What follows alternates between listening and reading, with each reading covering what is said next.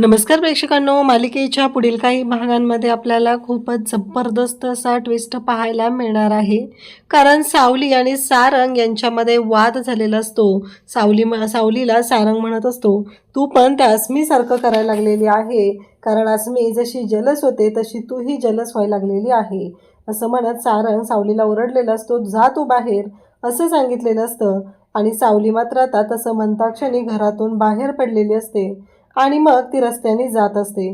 तेव्हा तिच्या डोक्यामध्ये विचारांचं काहोर माजलेलं असतं. तिला कळत नसतं की हे सगळं काय होतंय, आपल्याबरोबर हे सगळं काय घडतंय हे तिला कळत नसतं. आणि सावली मात्र निघालेली असते. रस्त्यामध्ये जात असताना तिच्या डोक्यात फक्त विचार चालू असतात. काहीही झालं तरीही आपला सारंग सरांची आपण फसवणूक केलेली आहे ही गोष्ट मात्र सावलीचं मन खात असते. सावलीला कळत नसतं की या सगळ्यातून कसा मार्ग काढायचा आहे. आणि मग सावलीला सारंगबरोबर केलेलं लग्न, सारंगबरोबर चाललेली सप्तपदी हे सगळं आठवत असतं. आणि सावली मात्र विचारात असते. सावली जेव्हा मेहेंदळेंच्या घरातून बाहेर पडलेली असते तेव्हा घरातलं कोणीही जागं झालेलं नसतं. तेव्हा सावली मेहेंदळेंचं घर सोडून बाहेर आलेली असते. सावली आता रस्त्याने निघालेली असते. तिच्या डोक्यात विचार चालू असतात. त्याचबरोबर जेव्हा तिचं लग्न झालेलं होतं तेव्हा सावलीने तिच्या बाबांना वचन दिलेलं होतं. बाबांनी तिच्याकडून वचन घेतलेलं होतं की काहीही झालं तरीही हे घर सोडून कधीही पाऊल बाहेर टाकायचं नाही. आता सावलीनं मेहेंदळेंचं घर सोडलेलं असतं आणि तिला खूपच वाईट वाटत असतं. कारण सारंगला ती तिचं दुःख सांगू शकत नव्हते, तिनं भैरवीला दिलेलं वचन सांगू शकत नसते. आणि त्यामुळं तिला प्रश्न पडलेला असतो की मी सारंग सरांची खूप मोठी फसवणूक करते. सारंगने तर आता स्पष्टपणे सांगितलेलं आहे की भैरवीजींकडे तू काम करायचं नाही. इकडे भैरवीचं वेगळंच सुरू आहे की काहीही झालं तरीही आत्ता तू या कॉम्पिटिशनसाठी यायचंच आहे. तारासाठी ही कॉम्पिटिशन खूप महत्त्वाची आहे. आणि इकडे सावली मात्र याच विचारात आहे. आणि सावली रस्त्याने जात आहे. पाठीमागून एक ट्रक आलेला आहे.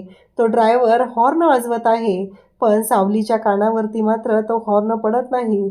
आणि नंतर जेव्हा लाईटच्या फ्लॅशने सावली मागं फिरून पाहते तेव्हा तो ट्रक तिच्या खूप जवळ आलेला असतो. सावलीला कळायचं बंद झालेलं असतं. कारण काहीही झालं तरीही सावली आता खूप मोठ्या संकटात सापडलेली आहे. आणि सावली त्या ट्रकला धडकते. सावली ज्या क्षणी त्या ट्रकला धडकते त्या क्षणी सावलीचं तिथे पडलेली आहे, तिचं डोकं फुटलेलं आहे, तिला खूप मार लागलेला आहे. आणि सावलीला मात्र कळतच नसतं की आता या सगळ्यातून आपण कसं बाहेर पडणार आहोत. कारण काहीही झालं तरीही सावली याच गोष्टींचा विचार करत असते की या सगळ्यातून आता बाहेर कसं पडायचं आहे. कारण तिला उपायच दिसत नसतो. काहीही असलं तरीही तिच्यासाठी खूप मोठं संकट आता तिच्यावरती आलेलं आहे आणि तिला कळायचं बंद झालेलं आहे. आणि सावली मात्र आता शांतपणे विचार करत आहे या सगळ्यातून आपण मार्ग कसा काढायचा. यापेक्षाही आता वाईट अवस्था झालेली आहे ती म्हणजे सारंगला अचानक खूपच वाईट असं स्वप्न पडतं आणि सारंग जागा होतो. सारंग पाहतो तर त्याच्या घरातल्या त्याच्या रूममधल्या ज्या लाईट आहेत त्या ब्लिंक व्हायला लागलेल्या असतात. अचानक हे सगळं काय झालं आहे आणि तो सावली म्हणून किंचाळत उठलेला असतो. त्याला मात्र कळतच नसतं की हे सगळं काय घडतंय. आणि तो मात्र सावली नक्की कुठं आहे हा प्रश्न त्याला पडलेला असतो. आणि म्हणूनच तो उठलेला असतो आणि तो पाहू लागतो, सावलीचा शोध घेऊ लागतो. पण त्याला मात्र सावली कुठं आहे तेच कळत नसतं. आणि सावली नक्की कुठं गेली आहे हा मोठा प्रश्न त्याच्यापुढे उभा राहिलेला असतो.